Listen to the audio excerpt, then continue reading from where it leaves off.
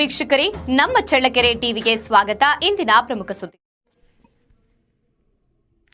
ಕಲಿಕಾ ಹಬ್ಬ ಶಾಲಾ ಮಕ್ಕಳಿಗೆ ತುಂಬಾ ಸಹಕಾರಿಯಾಗಲಿದೆ ಎಂದು ಕ್ಷೇತ್ರ ಸಮನ್ವಯಾಧಿಕಾರಿ ಎಚ್.ಬಿ. ಮಂಜುನಾಥ್ ಬಾಬು ರೆಡ್ಡಿ ಹೇಳಿದ್ದಾರೆ.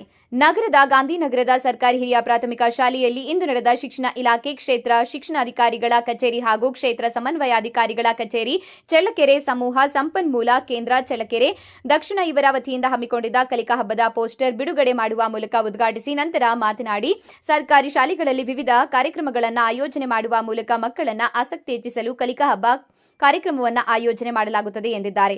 ಶಿಕ್ಷಕರು ಸಹ ಮಕ್ಕಳನ್ನ ಇಂತಹ ಕಾರ್ಯಕ್ರಮಗಳಿಗೆ ಪ್ರೋತ್ಸಾಹಿಸಿ ಕರೆತಂದು ಮಕ್ಕಳಲ್ಲಿನ ಪ್ರತಿಭೆಯನ್ನ ಗುರುತಿಸಿದ್ದಾರೆ ಎಂದರು.